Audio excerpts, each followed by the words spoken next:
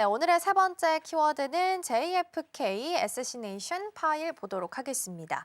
트럼프 정부가 최근에 JFK 암살 문서 중에 8만 장을 공개했다라고 합니다. 이 안에 어떤 내용들이 담겨 있는 걸까요? 사실은 이제 그전에 몇 번 동안 이제 이 문서를 공개한 적이 있습니다. 예전에 이제 92년도에 이제 문서를 공개한 적도 있고요.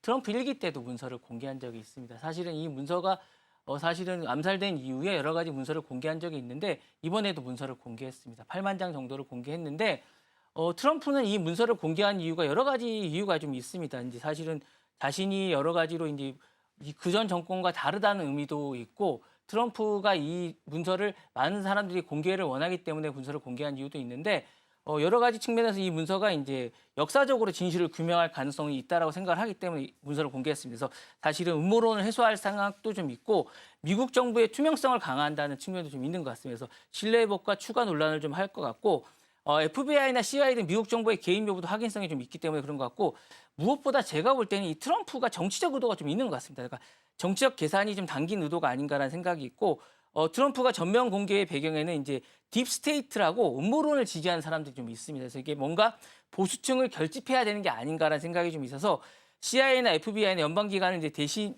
대중들의 불신을 좀 키우고 있는 상황에서 행정기관들이 이제 약간 말을 잘 안 듣는 상황에서 좀 길들이기를 좀 하면서 자신들의 어떤 보수층들의 어떤 강한 어떤 약간 이 보수층들을 결집하면서 약간 이끌어가기 위해서 이분들 약간 이번에 공개한 게 아닌가라는 생각이 듭니다. 네.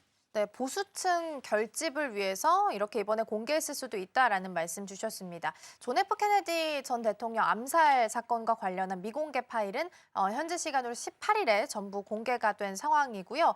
워싱턴 DC 인근에 있는 메릴랜드주 소재 국립문서보관소에서 이제 보관하게 된다면 일반인들이 직접 열람이 좀 가능하다라는 부분도 함께 보시면 좋겠습니다.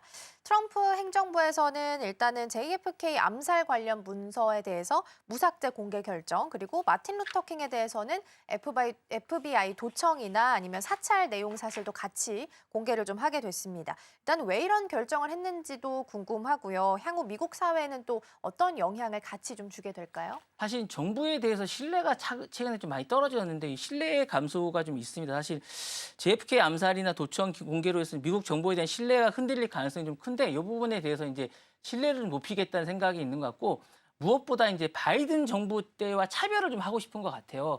늘 얘기를 하지만 트럼프는 이 부분에 관해서 늘 약간 강박관념이 좀 있습니다. 요 바이든 정부 때는 존 F 케네디에 대한 이런 부분에 대해서 늘 그런 것들을 감추지만 자신은 거리낄 게 없다. 이런 부분에 대해서 자신이 좀 있는 것 같고 특히 킹 목사의 도청을 함으로써 자신은 이런 인권에 대해서 좀 약간 자신은 자유롭다 이런 생각을 좀 하는 것 같고요. 음모론이 계속 있어요. 그러니까 존 F 케네디에 대한 음모론이 있는데 음모론이 없다는 사실 이번에 공개한 내용 중에 별다를 게 없어요. 사실 뭐 그럴듯하게 많은 것들이 있다고 얘기는 하지만 공개된 걸 보시면 별로 없어요. 사실 암살자가 이제 한 명이라고 얘기를 하는 게 그대로 동일합니다. 그 내용이 동일하고 별다를 게 없는 내용이 그대로 있고요. 사실은 이제 그 전에 뭐 쿠바에 누굴 만났다라는 내용이 새롭게 바꾼 것이 있지만 크게 달라질 게 없으면서 과거에 이제 그 부분을 하고 다만 FBI가 과거에 인권을 탄압했다는 부분이 나왔습니다. 이 부분은 이제 FBI 조직들에 대한 재점검을 하고 이 부분을 약간 길들이게 한 대부분이 있고 정치적 분열에 대한 심화가 좀 있으면서 이제 보수와 진보를 약간 갈라치게 하는 부분이 있어서 보수층에 대한 자신의 어떤 지지를 다시 강화시키는 부분이 있고 진보층을 약간 갈라치게 하면서 약간 지지층을 강화하는 부분이 좀 있어서 이 부분을 강화하기 위한 측면이 좀 있으면서 긍정적으로는 미국의 투명성을 높이고 역사의 진실을 강화할 수 있는 측면이 좀 있다라고 볼 수 있고요. 과거에 이제 정보기관이죠. 그러니까 바이든 정부 때 정보기관의 권력 남용을 재조명하면서 자기와 차별화를 하겠다는 측면이 좀 있으면서 이 부분에 대한 부분을 좀 강화하기 위한 게 아닌가라는 생각이 듭니다. 네. 네, 일단은 가장 크게 보면 정치적인 의도가 있다라는 부분이 될 것 같고요. 정부 신뢰 회복이라는 측면에서 보면 긍정적일 수 있겠지만 반대로 정치적인 논란이 심화될 수 있다라는 측면에서는 약간 부정적으로 바라볼 수 있지 않을까 싶습니다.